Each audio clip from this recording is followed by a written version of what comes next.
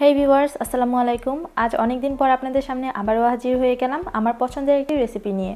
আজ আমি আপনাদের দেখাবো অরেঞ্জ কেক রেসিপি। সকালের বা বিকালের নাস্তায় অথবা অতিথি আপ্যায়নে আপনারা এই কেকটি অনায়াসে তৈরি করতে পারবেন।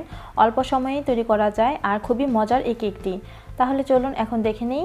প্রথমেই আমি এখানে একটি মালটা নিয়ে নিচ্ছি। এখন এই মালটাটি ভালোভাবে ধুয়ে উপরে যে অংশটুকু কমলা কালার সেই অংশটুকু মিহি কুচি করে নিতে হবে, ভালো করে গ্রেট করে নিতে হবে। কিন্তু এর ভেতরে যে সাদা অংশ আছে সেটা কিন্তু গ্রেট করা যাবে না, তাহলে কিন্তু কেকটি তেতো হয়ে যাবে। আপনারা চাইলে কমলা দিয়েও করতে পারেন, সেক্ষেত্রে কমলার খোসাটা যেহেতু নরম হয় গ্রেট করাটা একটু প্রবলেম হয়। এখানে আমি 3 টেবিল চামচ পরিমাণ অরেঞ্জ জুস নিয়ে নিয়েছি আর হাফ টেবিল চামচ পরিমাণ সেই খোসাটা গ্রেট করে নিয়েছি। এখন শুকনো উপকরণগুলো ভালো করে চেলে নেব। এখন এখানে দিয়ে দিলাম হাফ কাপ পরিমাণ ময়দা, 1 টেবিল চামচ পরিমাণ দিয়ে দিচ্ছি কর্নফ্লাওয়ার। কেকের সফটনেসটা বজায় থাকবে যদি আপনার কর্নফ্লাওয়ারটা এখানে অ্যাড করেন। হাফ চা চামচ পরিমাণ বেকিং পাউডার আর দিয়ে দিচ্ছি এখানে 1 চিমটি পরিমাণ বেকিং সোডা। অনেকেই কেকে লবণ ইউজ করেন না, সেক্ষেত্রে যারা লবণ ইউজ করেন না তারা লবণটা স্কিপ করতে পারেন। আমি এখানে 1 চিমটি পরিমাণ লবণ দিয়ে দিয়েছি। এখন এই শুকনো উপকরণটাকে 4 থেকে 5 বার আমি ভালোভাবে চেলে নেব, কারণ যেহেতু এখানে কর্নফ্লাওয়ার দেওয়া আছে সেহেতু এটাকে ভালোভাবে চেলে নিতে হবে। আমি এখানে একবার দেখালাম, কিন্তু আমি এই শুকনো উপকরণটা 4 থেকে 5 বার চেলে নিয়েছি। এখন মিশ্রণটা রেডি করার জন্য নর্মাল টেম্পারেচারে রাখা 2টো ডিম নিয়ে নিচ্ছি। যদি ডিমটি ফ্রিজে থাকে সেক্ষেত্রে 1 ঘন্টা আগে বা আধা ঘন্টা আগে ফ্রিজ থেকে নামিয়ে নর্মাল টেম্পারেচার করে নিতে হবে। এখন এটাকে ভালোভাবে বিট করে নিব। 1 মিনিট বিট করে নেওয়ার পর এখানে হাফ কাপ প্লাস 2 টেবিল চামচ পরিমাণ চিনি অ্যাড করে দেব। আপনারা চাইলে কিন্তু চিনিটা অল্প অল্প করে অ্যাড করতে পারেন, সেক্ষেত্রে তাড়াতাড়ি গলে যাবে। আমি যেহেতু একেবারে দিয়ে দিয়েছি তাই বলে আমার 5 থেকে 6 মিনিট সময় লেগেছে চিনিটা পুরোপুরি গলতে। এখন এখানে গ্রেট করে রাখা খোসা হাফ টেবিল চামচ পরিমাণ নিয়েছিলাম সেটা দিয়ে দিচ্ছি। এটা আবার 1 থেকে 2 মিনিট ভালো করে বিট করে নিয়েছি। এখন 2 টেবিল চামচ পরিমাণ নিয়ে নিচ্ছি খাবারের তেল, সয়াবিন তেল আমরা যেটা খাই। এখন এটাকে আবার বিটার দিয়ে একটু ভালোভাবে মিশিয়ে নিচ্ছি।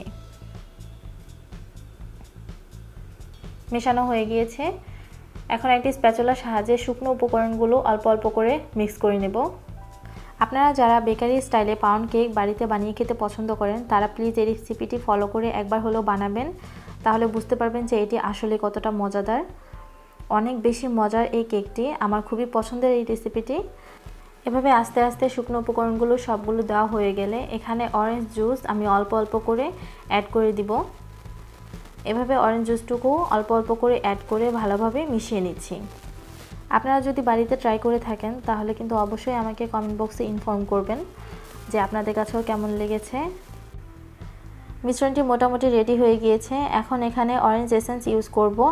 1 চা চামচ পরিমাণ অরেঞ্জ এসেন্স নিয়ে নিয়েছি। আপনারা কিন্তু এখানে অরেঞ্জ এসেন্সই ইউজ করবেন। আর এখানে দিয়ে দিচ্ছি অরেঞ্জ ইমালশন। আপনাদের কাছে যদি এটা হাতের কাছে না থাকে তাহলে অবশ্যই এটি স্কিপ করতে পারবেন।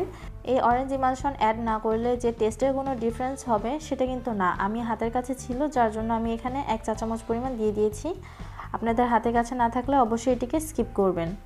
তো এখন আমার মিশ্রণটি পুরোপুরি রেডি হয়ে গিয়েছে। আপনাদেরকে ব্যাটারের ঘনত্বটা আমি ভালো করে দেখিয়ে দিচ্ছি। বেশি পাতলা বা বেশি ঘন করা যাবে না, এই অবস্থায় নিতে হবে। এখন একটি কেক মোল্ডকে নর্মাল একটি কাগজ দিয়ে আমি ভালো করে তেল ব্রাশ করে রেখেছি। আপনারা চাইলে কিন্তু এখানে বেকিং পেপারও ইউজ করতে পারেন। এই কেকটি আমি আপনাদেরকে ওভেনে তৈরি করে দেখাবো। আপনারা যদি চুলায় করেন বা ওভেনে করেন, যখনই করেন চুলায় করলে হাঁড়িটিকে প্রিহিট করে নিতে হবে আর ওভেনে করলে ওভেনটিকে প্রিহিট করে নিতে হবে। ভালো করে ট্যাপ করে নিতে হবে যাতে এর ভেতরে কোনো এয়ার বাবলস না থাকে।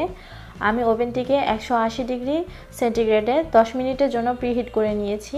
এখন 180 ডিগ্রিতেই আমি 50 মিনিটের জন্য কেকটি তৈরি করে নিয়েছি। দেখুন, আপনারা দেখতে পাচ্ছেন 30 মিনিটের মাথায় ইলেকট্রিসিটি চলে যাওয়ার কারণে আমার কেকটি যতটুকু ফুলে উঠেছিল ততটুকুই চুপসে গিয়েছে, যার জন্য এর মাঝে এইরকম ফাটা ফাটা হয়ে এসেছে। তবুও এটাই আমি আপনাদের সামনে আজকে প্রেজেন্ট করছি। এখানে একটি ছুরির সাহায্যে আমি এর সাইড ভালো করে কেটে নিচ্ছি। এখন এখানে আরেকটি ইম্পর্টেন্ট কথা আমি আপনাদেরকে বলে রাখছি, যে কোনো কেকই বানান না কেন কেক ডিমোল্ড করার আগে কেকটি কিন্তু পুরোপুরি ঠান্ডা করে নিতে হবে। আমি এই কেকটি পুরোপুরি ঠান্ডা করে 1 থেকে 1.5 ঘন্টা ফ্রিজের নর্মাল পোর্শনে রেখে দিয়েছিলাম। এখন এই ঠান্ডা কেকটি আমি ডিমোল্ড করছি। এখন কেকের উপর থেকে আমি এই পেপারটা তুলে নিচ্ছি। যদি আপনারা চুলায় বানাতেন সেক্ষেত্রে কিন্তু সেম কালার আসতো, জাস্ট উপর থেকে কোনো কালার আসতো না, কিন্তু নিচে কিন্তু সেম কালারটাই আসতো। তো শেষ হয়ে গেল আমার আজকের এই রেসিপি। আমি এখন এই কেকটিকে আপনাদেরকে কেটে দেখাবো যে এটি কতটা সুন্দর ফুসফুসে আর নরম হয়েছে। আমার অনেক পছন্দের আর অনেক মজার এই কেকটি।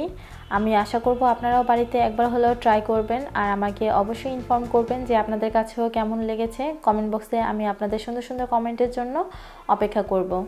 কেকটি কাটা হয়ে গিয়েছে, এখন আমি একটি স্লাইস নিয়ে দেখাচ্ছি। আপনারা হয়তো কেকটি দেখেই বুঝতে পারছেন যে এটি কতটা নরম ফুসফুসে হয়েছে। এখন আমি এভাবে সবগুলো স্লাইস নিয়ে এভাবে একটু ভেঙে দেখাচ্ছি, তাহলে আপনাদের বুঝতে সুবিধা হবে যে এটি কতটা ফুসফুসে হয়েছে।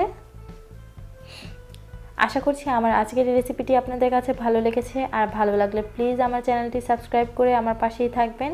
পরবর্তীতে ভিডিও দেখার জন্য আমন্ত্রণ জানিয়ে আজকে এখানেই বিদায় নিচ্ছি। সবাই ভালো থাকবেন। আল্লাহ হাফেজ।